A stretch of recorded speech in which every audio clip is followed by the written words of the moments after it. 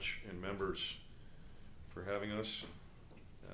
I'm going to go ahead and express my gratitude for your time today and your attention.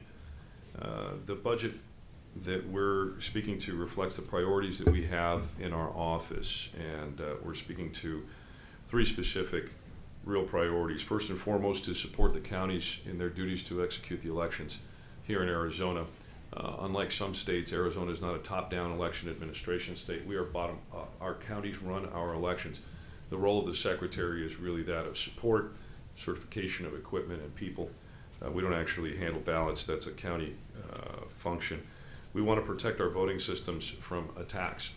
Foreign state actors are continuously working on us, but we also have other threats that we might get into during the course of the presentation. Election security is a critical component of making sure that we can move forward, and we also want to make sure that we have the tools to strengthen Arizona's economy. But getting back to elections and a critical component of what we're asking for here. All right. Which button am I supposed to hit? The down button? Okay. All right, so I just covered that one. I'm going to flip through these slides relatively quickly, so please, Madam Chair and members, just jump in. Here's the biggest problem that we're facing right now. 10 of Arizona's 15 counties have lost top elections officials in less than the last 2 years. And I just found out literally about 10 minutes ago that we're going to lose another one. Not another county, but another senior election official in one of our counties. Now, if you look very carefully at this map, you'd see that we're in a bit of a world of hurt. Now, we've got some great folks who are filling in the gaps, a lot of excitement, a lot of new energy. But you all know that institutions like elections administration and the hodgepodge of state, federal, and local, not just laws, but customs and regulations that have to be followed can make these complicated efforts. And I think we've all learned about the unfortunate loss of Republicans, Democrats, and independents. In fact, in an article in The Hill today, we heard testimony in the United States Senate Rules Committee yesterday that this is a national problem. And so a lot of what we're asking for is really going to help shore up these systems through the Secretary's office so that we can make sure that the folks across the state can do what they need to do. The counties need our support, and I think it's our duty to give it to them. One of the points on this slide that we talk about, and I think was mentioned a little bit, is we're paying some of our business services people $16.50 an hour. That's about as much as you can make at a Taco Bell in Tolleson. Not that that's not honorable work, but when you're dealing with tens of millions of dollars of business running through the paperwork that you're processing, you should be having some more professional standards when it comes to the compensation you afford your workers. I'll point to the middle bottom part of this thing. When you're talking about partnerships and the filing of foreign LLCs, and by foreign I mean anywhere outside of Arizona, it could be Kansas or Kazakhstan. I have anecdotal evidence from actually a friend of mine who knows of a company that tried to register for foreign direct investment into the state of Arizona. They tried to register a company, and it took 7 months to get that certification processed. 7 months. So you've got tens of millions, if not hundreds of millions of dollars worth of business out there floating around. And the folks who are making the decisions on not just trademarks, but the other areas that you see here on this slide, and I won't bother reading through every one of them, they're not compensated appropriately. And we'll get into some of the more of that. Here's the main areas that we're asking for. Critical election workforce, physical and cybersecurity infrastructure, our business services enhancement, which I just spoke to briefly, voter information effort, and the address confidentiality program. And as we go through each of these slides, I'll get into a little bit more detail. I'm not going to insult the committee by reading every word on every slide. But one thing I want to point out on the next slide here is our critical information, our critical election workforce, the support for training for our county folks. Again, those 6 FTEs that are part of the bigger bucket are specifically dedicated to supporting the counties. And as you all know, we've got counties that are as massive as Maricopa, second largest voting jurisdiction in the United States of America, and as small as Greenlee. You could probably fit all the registered voters in this building comfortably, if not in the hall upstairs. So the diversity, sort of the dynamic space that we're in, requires us to regulate a very diverse set of counties, and we've got to get those folks trained up. The specific ongoing ask in this area is 1.1 million, as you can see on the bottom, but we do hope to get 500,000 one-time funding for some of the items that we can talk about in more detail as we move forward. Physical and cyber security. I want to bring your attention to the second bullet point. When I was at Maricopa County, we did a black box, gray box, white box exercise. Now, what does that mean? I ordered some white hat hackers to come in at the beginning of my term and try to bust into the system, a system that I was told was pretty darn secure. Well, it wasn't. It didn't take them long to find some vulnerabilities. That was a black box exercise because they couldn't see inside of our system at all. We took that same team of technicians and we gave them a little more access, basic employee level access, some online access that other county officials would have. That's gray box, because they were in the system to see what sorts of internal threats we could suffer, and we found a lot more vulnerabilities. All of those have been patched up, by the way, in case anybody is thinking about messing with Maricopa County. They're in pretty good shape right now. And then after we learned to very much trust these contractors and we worked very closely with them, we went into what's called white box. That means they had code level access to our systems, all the way down to the basic architecture of the software that actually ran everything. And we found some more things that needed to be fixed, and we fixed them. So this $1 million of ongoing and the $450,000 of one-time work into some of those spaces. Now, we can talk about that last item on these bullet points later, but this is sort of the general overview in that area. Moving to the next slide. Sorry, I'm not advancing as I should here. In our business services advancement, one of the things that I think was really important that we saw developing under the prior administration was Business One Stop. And we're very excited to continue working not just with the folks in our business services division, but with the Corporation Commission and the Arizona Department of Revenue to make sure that government works at the speed of business. I don't want someone's business being held up, investments being held up, deals being held up because of the work that our office is doing. We've got to be nimble, we've got to be quick, we've got to be effective and accurate, and we've got to be secure so that we can have a robust economy. And that is really what we're looking forward to when it comes to these sorts of things. So we've got to have some significant IT infrastructure improvements across the institution to make that happen. I'll give you one example. There's a form that you might want to use if you're running some business stuff here in Arizona. It's only available online through the Secretary's office, but you've got to fill it out on a PDF online. Then you've got to print it and mail it back with a check to process your transaction. We cannot continue that way. And so we're hoping to be able to improve processes across the system to reflect the way our customers hope that we can. Now, the voter information effort, what we're talking about with this $3 million HAVA pull down isn't going to cost the state of Arizona a thing. In fact, I like reminding people that all of these federal funds came from our own taxpayers who are paying federal tax dollars. So I'd like to bring this money home. And I'd like to bring it home so that we can make sure that all of our voters understand the rules of the PPE, which, as you know, are a little bit different than the regular general elections and regular primary elections. We need to make sure that our folks understand the rules so that their votes will eventually count as they work through the system. Now, we've got 15 different counties worth of information that we need to make sure that gets spread out there. But the reality is, when we're talking about those general basic rules, a singular message is always much more economical, and we can do a lot better for Arizona's voters if we do that.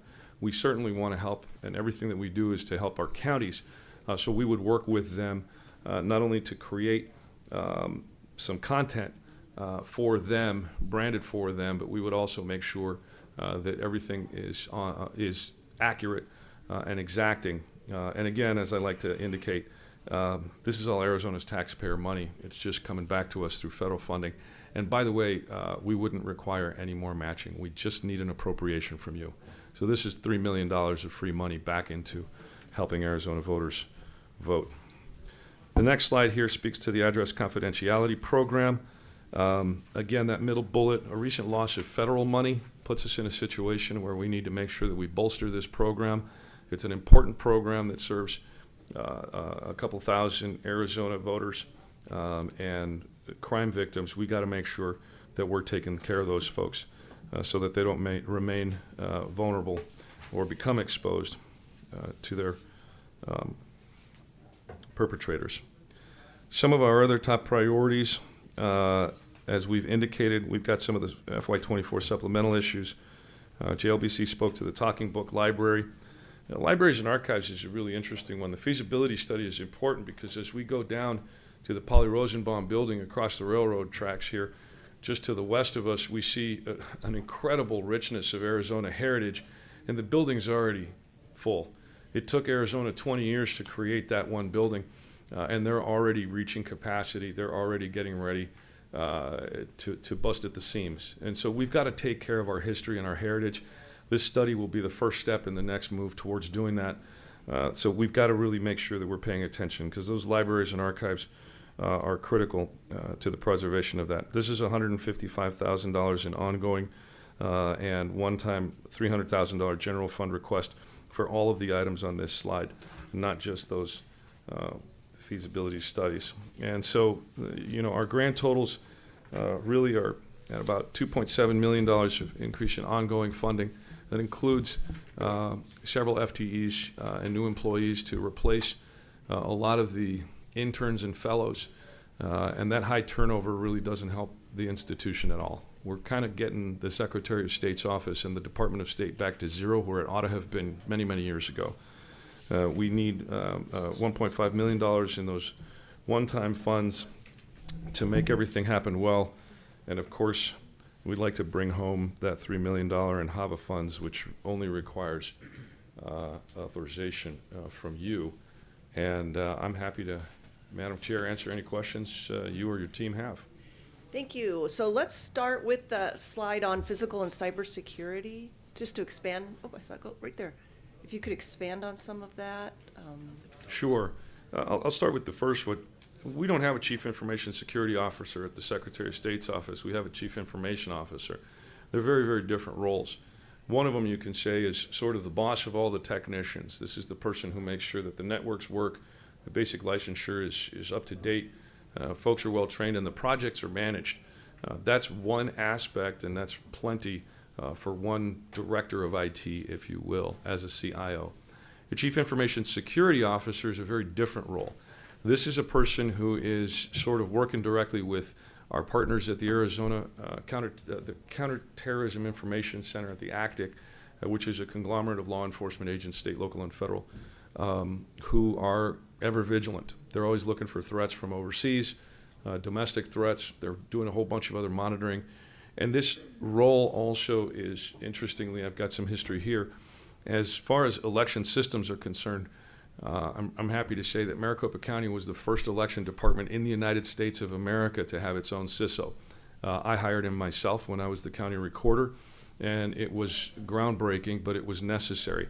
In 2017, when the Department of Homeland Security declared election systems to be critical infrastructure, we knew that there were threats from at home and abroad, and we were lucky in Maricopa County to have Michael Moore there. He's actually partially on loan to our office right now, but as soon as Maricopa County starts ramping up again and getting closer to the PPE, we're going to lose him.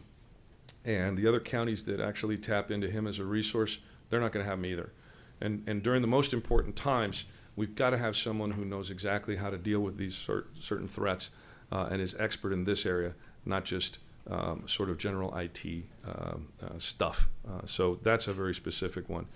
I already talked about the penetration study, the pen test, the black box, gray box, white box.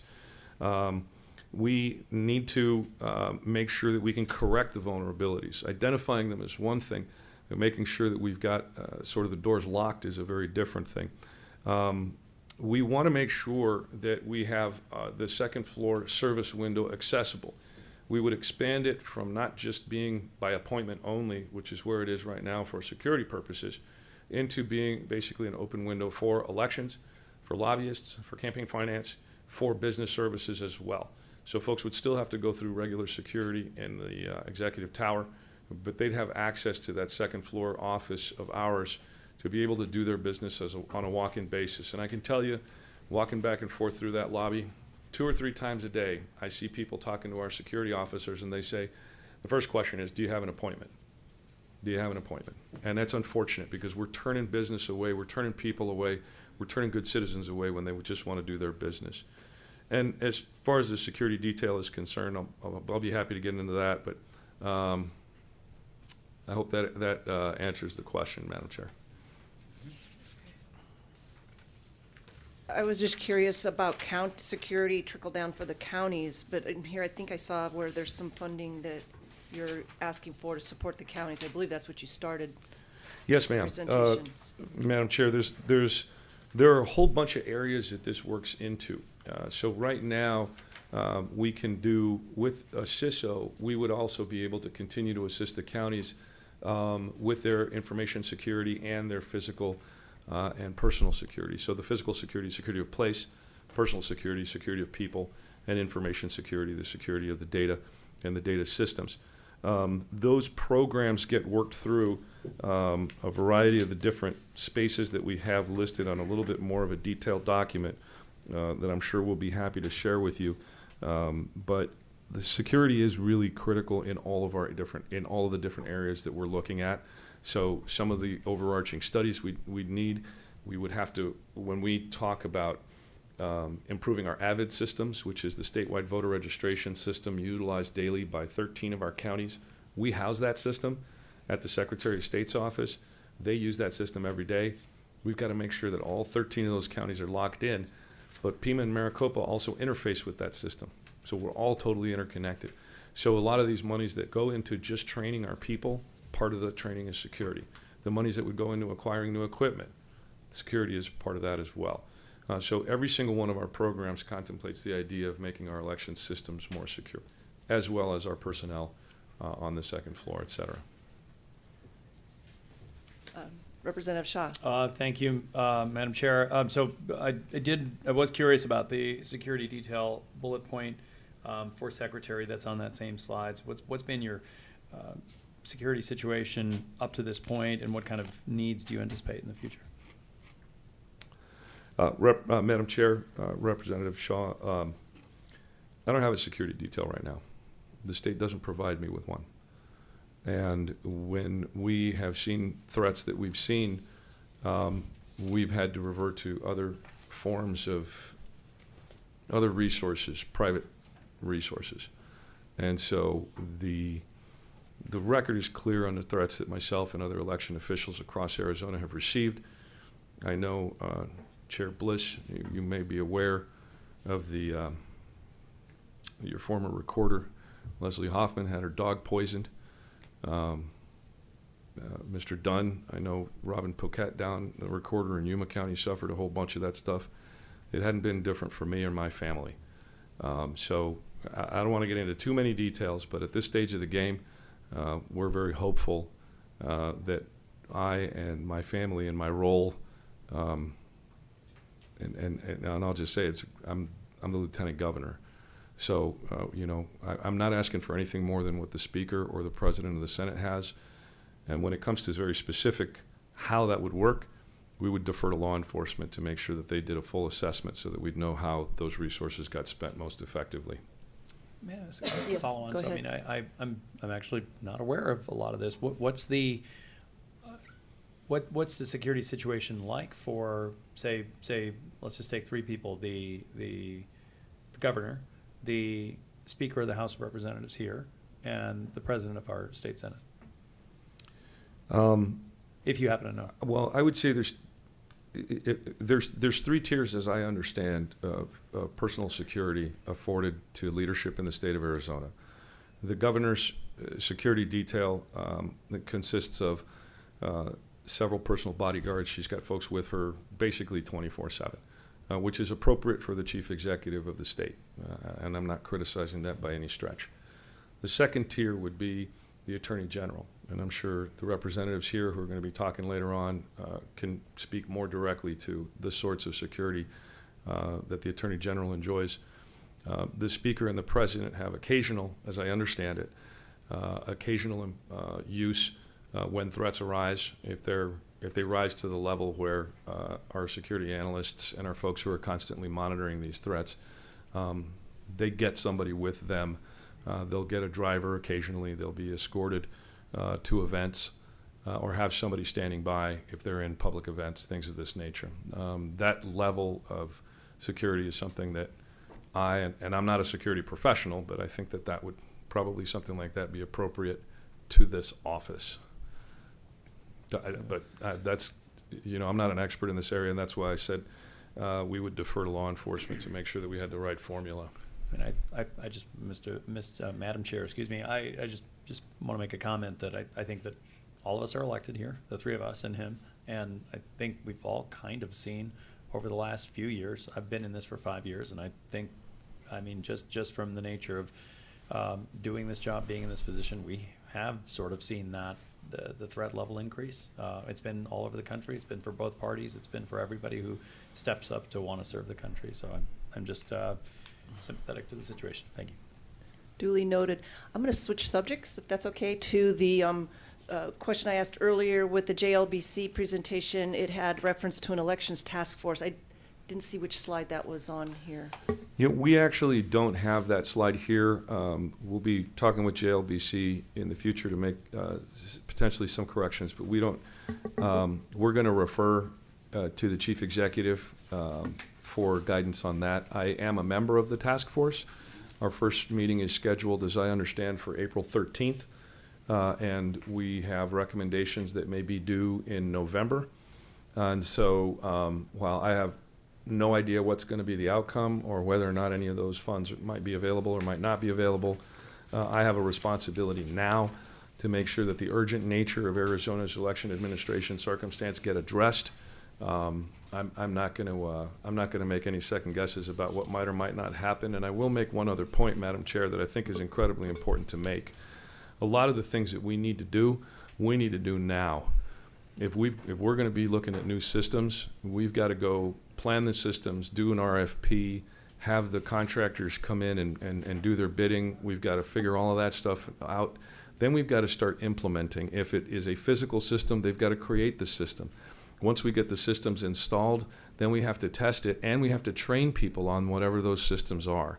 So if we're not making these decisions and getting what we need now, by the time the election task force has its recommendations due on November 1st, I'll just be blunt, it's going to be too late. And I will note again, Madam Chair and members, we're less than a year away from the presidential preference election, and as we know, early voting starts 27 days ahead of that, and Yulkava ballots have to be mailed out 45 days before that. So we're less than 10 months away, or about 10 months away from the PPE already. And so if we're going to make this happen well, and we're going to get those folks in the counties the support they need, respectfully, I think the end of the election task force, whatever the result there, it's not something that I'm going to count on in my request. Was the funding for the elections task force legislated from last year? Maybe you can help me with that, because I wasn't here last year. Yeah, I can't tell you, Madam Chair. You're going to have to chat with JLBC or somebody with that information. And I guess the same question was what the monies would be, or that funding, because that's what it's all about here, fiscal accountability. The election task force, what kind of activities will be entailed? Now, you said something about systems. Could you expand on systems? Well, let's speak to the idea of, let's say, for example, we want to get a new tabulation system involved somewhere, which is, again, the experience that I've had in the past. The first thing you got to do is go out to a whole bunch of vendors and find out what systems exist, what sorts of features they have, what could benefit voters, what sorts of security features they have, what's the technology look like, will it work, will it interface with what we've got already on board. Then we plan the system based on the features and the specifics that a whole bunch of different vendors will have. Then we go to an RFP. We have to create the RFP, whether we're doing it for or with a county or we're doing it for the state. Once we've got that, then we have to go through the procurement process. Once the procurement process starts moving forward, and when that's done, we sign up on some contracts, and then the system has to get built. If it's a tabulation system, you're talking about potentially a year and a half moving forward. If you're talking about a new voter registration system, for example, it could take up to 2 years to integrate some of the technology that we've got with some of the data sets that we've got. So it really depends on the type of system that we're talking about here.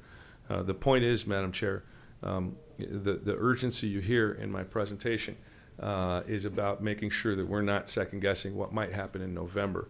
I'm hopeful that during this session we'll be able to get some decisive help from the legislature so that we can give Arizona's voters the best elections that we can in less than a year.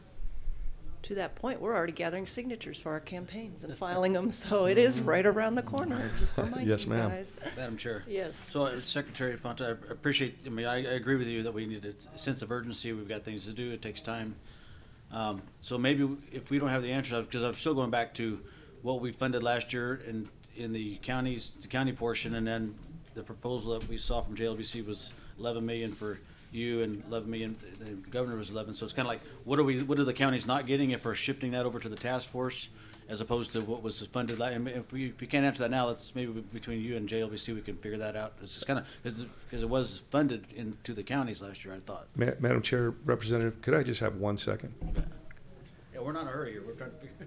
And for the staff, if you could go back to your presentation, that is slide 3. Yeah, if you could back up to slide 3. And you can see it's not just 11 million, but it's plus 6 million in fiscal year 25. So, Madam Chair, members, for the record, my name is Greg Ensel. I'm Chief Financial Officer and Special Policy Advisor for the Secretary Fontes. The best answer I can give you relative to the $11 million for FY24 is that proposal is included in the executive budget, but not included in the SOS's submission to OSPB. So we would have to defer any questions about what that 11 and additional 6, we'd have to defer to the executive for what they're envisioning and whether or not it would come from the treasurer. and you'll send that to us? Madam Chair, Yes. and I appreciate that. I guess I'm just trying to figure out where we were losing the fund. What if we need to have something on our side that we're missing from the county side? So that's a great. I mean, I appreciate that answer, but let's have JLBC to. Maybe I'm confused. Yeah, because the slide says executive funds by removing county election appropriations in treasurer. So that removal is what's, I think, catching our attention to see if there's a heads up here for our county election departments. Yes, Chair and Representative Dunn. I think, would it be helpful if I brought back this slide? We have the slide. I you have guys it, are good. so. Okay, so what I would say is that the executive in January put forward their proposal. And so we constructed our table based on our conversations with the Secretary of State, which was that the issues that were on their slide were kind of their big banner point issues, but that they were, supportive broadly of the governor. Like they weren't saying, oh, we don't like those ideas. They're just saying, well, be part of the conversation was how I understood it. So what I would say, if you were interested in what the specific monies were allocated for in the previous budget, I can.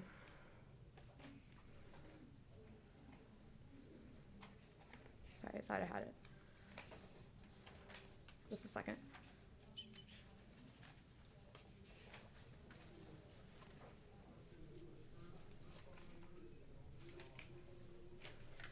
They were specifically for, there was $6 million in FY 2024. So in last year's budget, there was $6 million for county recorders in the 6 most populous counties, proportionally by population, for their needs. There was also a separate appropriation of $5 million in FY 24 and $6 million in fiscal year 25 for purchasing ballot paper with security features, including watermarks or unique ballot identifiers or both.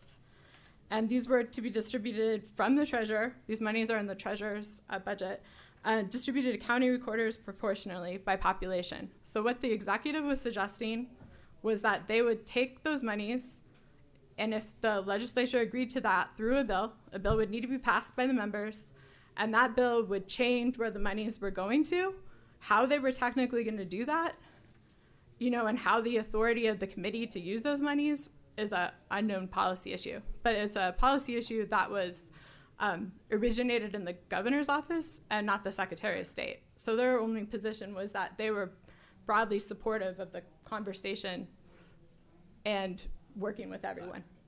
Sure. That would be how. Yeah. So we represented it because we didn't want to show that there was a conflict in the slide because that wasn't our understanding, but it was the governor's All right, thank you, Michaela. Yeah. proposal. So I hope that helps. with Representative that. Dunn. Yeah, no, and I appreciate that's what we're just trying to get. So that way we can go back in and look if we can have a take-home request from. It's like what was that kind of what we were targeted last year for, and then is there a hole, or do we need to address some of those things and get feedback from your office on even though it's kind of going to the task force, but we just got to have some follow-up meetings on that. And we don't have to answer it right now because neither one of us know what we were actually appropriated last year, I guess. Right, as far as right, Madam Chair, Representative, I think that's right, and as the representative from JLBC said, some of it was earmarked. The executive has, I think, a plan that does involve the task force. I'm a member of the task force.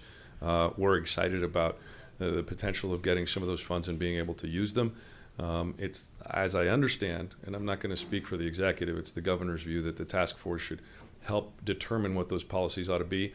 That is completely separate and apart from what we are talking about for our budget, however. So I hope that clears it up. Mm-hmm. Thank you very much. All right, I have another question, different subject. If the page could you hand this off to Secretary Fontes. Sorry, I'm saving paper, so I don't have a second copy. No worries. This is in reference to a question I had on the process for contracting out services.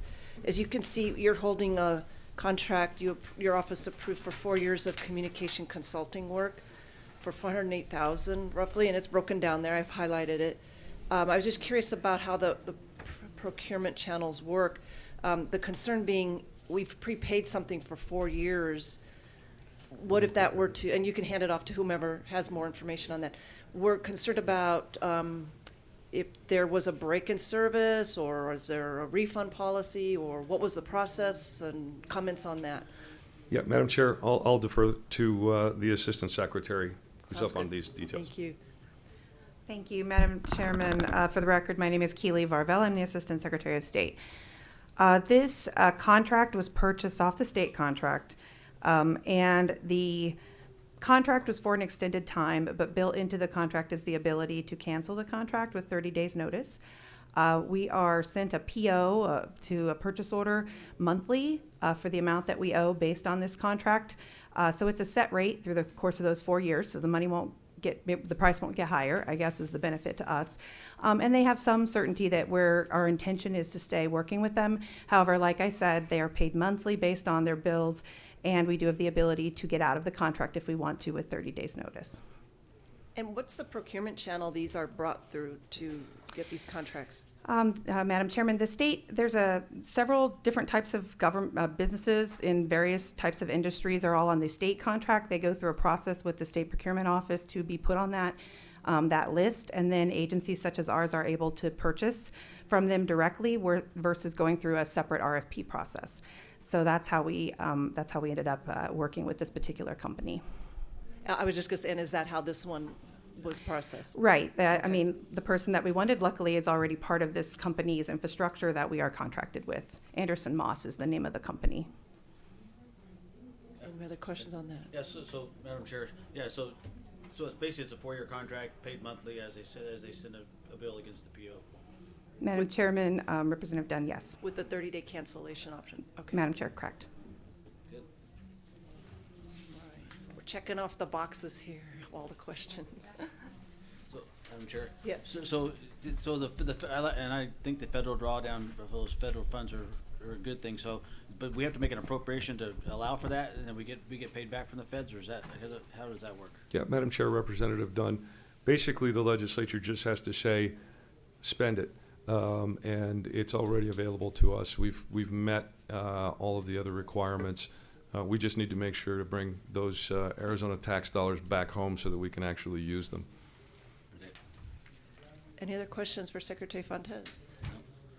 I just want to express my appreciation. We've been doing these meetings quite a bit this session, and you're one of the few agency leaders to actually come in person. So for that, we appreciate it. Thank you. Well, Madam Chair, thank you to you and your staff, and I wouldn't leave it to the folks here.